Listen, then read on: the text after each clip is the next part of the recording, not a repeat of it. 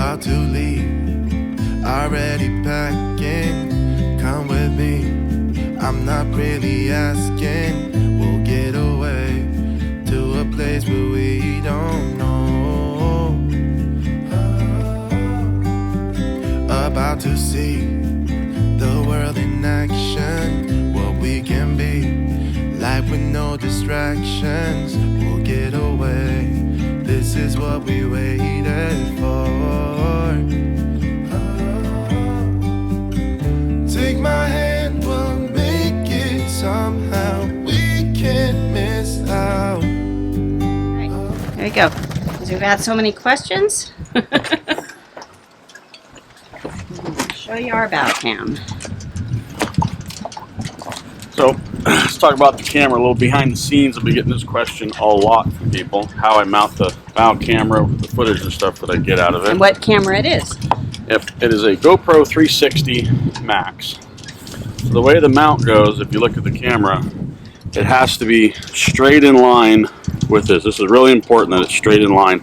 It's not bent like you would normally do, like on a selfie stick or like a blog camera. It's always straight in line. Even when I have it on the big long 10-foot selfie stick, it's always got to be lined up straight. The reason for that is the way the camera works is it's got two lenses, one on the front, one on the back. They're both 180-degree lenses, so think of it as two 180-degree cameras stuck back to back, which makes an equator that goes right around this. And on that equator, we call that the stitch line. So what the camera does inside is it films 180 degrees this way, 180 degrees this way, and it sticks those two videos together, and whatever's in the stitch line, it deletes. That's why. And the stitch line is? The stitch line is this equator right around here. So because the mount is in line with the stitch line, that's why you guys never see it. If I put it on a selfie stick, it disappears on the entire stick. Yeah, so the only thing you'll see is the handle in your hand. Right. So the mount that I use two of these. I think they're 6 inches long. I played with the one. It works really good with the two because it gets about eye level for the cabin. So mount it up here. You got to have it good and tight. And this mount, I would also say, is a disposable. I've got about 1.5 years on it, and I need to replace it because the salt water is starting to get to it. But they're not all that expensive. No. So. This is how it mounts. So then what I do, like people ask, how do you pan it, right? Because it's two 180-degree cameras back to back, all I do is turn it on and turn it off, right? And I operate it usually with my phone. So I come out here, I mount the camera, I turn the camera on, I log into my phone, and there's an app. It's always an app, right? And I'll connect to it. This takes a minute. Once the camera gets turned on and synced with the phone, then I can turn it on or off inside the cabin, so I don't have to come up here. The batteries last about an hour. Depends what kind of footage you're taking. Time-lapse footage, the battery will last longer. If you're doing real-time video, it lasts shorter. But it captures an enormous amount of video, so we don't like to run it for very long. Well, the only thing that you're doing when you have the camera up is turning it off and on. We don't turn the camera at all. All that's done afterwards, right? And so here's the preview of it. Because there's no panning to it, it captures everything around. So I can pan and tilt this around on the phone and see what it is. And all I do is I either say do time lapse, do regular video, or do a capture. Take a 360 photo. You can always take 360 photos from the video, so I only ever use just the video, or I'll do the time lapse on occasion. So once I capture the video, then we have to download it from the SD card, and GoPro's got their own software that you have to run it through. So it's a two-step process. It takes longer to get the footage off. Because since I just turned it on and was filming, that's all you ever do with it. You never point it anywhere because it's capturing a 360-degree sphere all the way around it. So I think that's what makes it so perfect for boating and being on the bow is you don't really do anything but I have to drive the boat. I don't have time to look over here, whatever. So After we get done with our trip, I take the SD card, I download it, I run it through GoPro's special software that reads the 360 footage, and that's where I have, they call it reframing, and I'll show that here in a minute when we actually go through the footage of how I do that. Then I have to look at the footage and say, let's look over here, let's look up over here, let's pan the camera over here, and then once I get what I like, I'll cut and paste the section of video I want, output it to an MP4 file, then I give it to LaZina and she does the rest of the video with it. So let's go and take a look at the software and I'll show you how that works. Back here in the boat, I've taken the GoPro Max footage off, and I've got a video here. I just want to show you what it looks like in the software. This is not going to be a tutorial of how to use this. I just want to show you the first step in the process of getting the footage off. Remember, we said that the GoPro Max 360 captures a sphere in all directions, right? So it has to get loaded into GoPro software to be able to read that file. It's not an MP4 file, it's a .360 file. This right here is what the footage looks like. Alright, so I can spin this around and see this on the front of the boat. I can look over here, I can go look at the sky, I can go down, I can look at the water, I can auto level, for stuff. So let's go ahead and show, I can sit there and fast forward, I can see what's around here. So I'm coming back into port from Everett. I'm just kind of fast forwarding through the video here looking for something of interest. So what we're going to do, I'm going to show you this.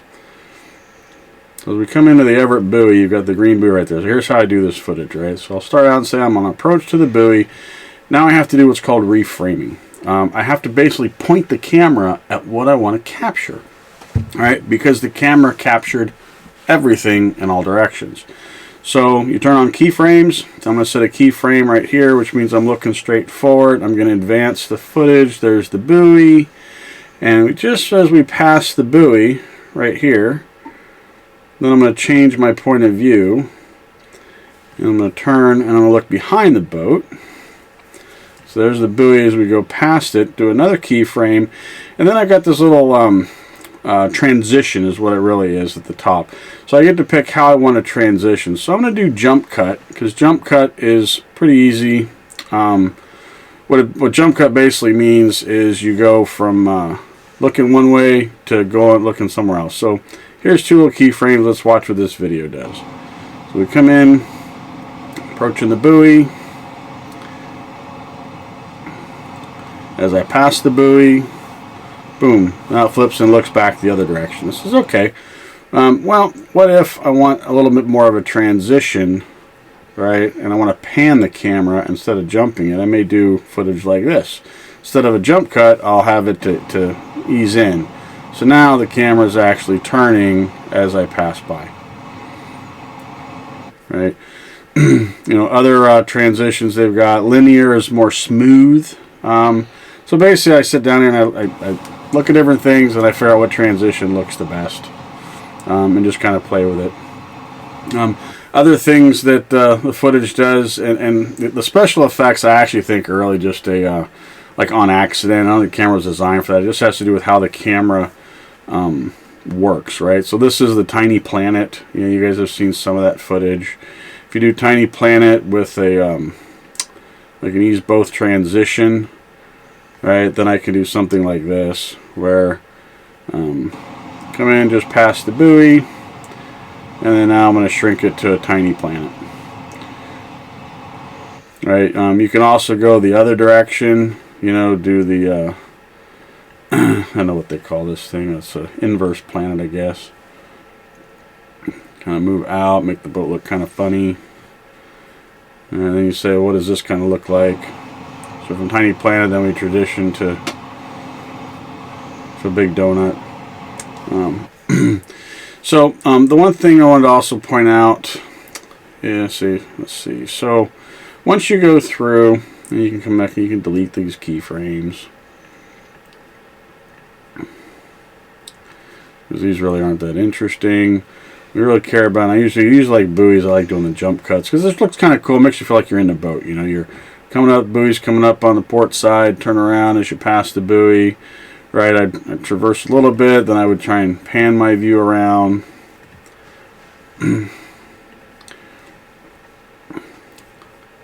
So now this is what we put together this quick. Right here, there's the buoy, then I pan around so you can see everything else. And you continue on, you say, I really like this clip, then you take the scissors and you say, this right here is what I want to capture, and then you hit export and it will dump this video, this little snippet of a video, to an MP4 file. And that's what I then give to LaZina, and then she goes and does all the magic with Final Cut Pro and puts it into our videos. So it always takes longer because I do all this part and then she does everything else with the MP4 files.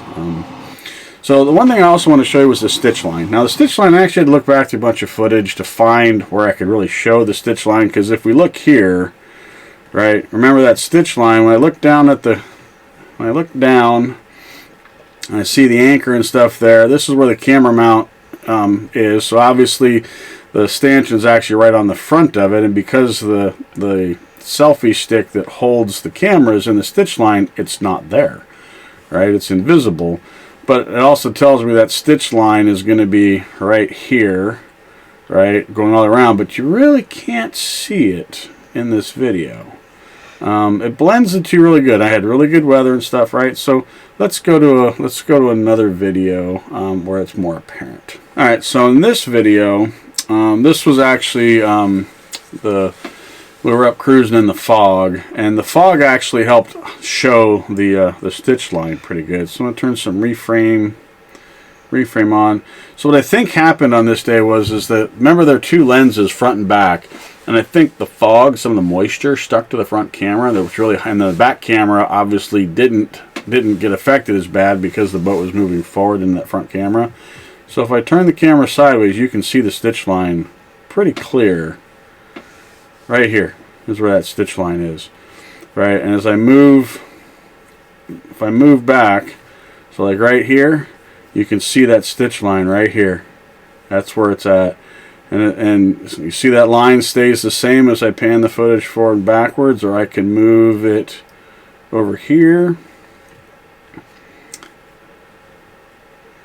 It's right here, because you can see the back camera is brighter and the front camera is a little bit darker. It's just the quality. So it's really important on the Max to keep the lenses really clean, you know, and not scratched and all. But like I said, right here, that's definitely the stitch line between the two on it. So you always have to keep that stitch line in mind. Like I said, oftentimes I'll turn the camera sideways so the lenses face port and starboard directly if what I want to capture is more important, like if I'm going through a narrow passage or something like that. You know, the GoPro 360 is waterproof down to, I don't know, like 10 feet or something. It doesn't really matter. It doesn't take great underwater footage because of how round the lenses and stuff are. So if I want to take any underwater footage, like of the prop on the engine or something like that, I always use the Hero 7. But being that the GoPro Max is waterproof, and if it's on the front of the boat and it gets splashed with water, it's no big deal. It's not going to hurt the camera at all. It was designed for that. Yeah, so in addition, you know, to obviously putting the camera on the bow for shrimping and crabbing season, I put it on the side of the boat. Buoy.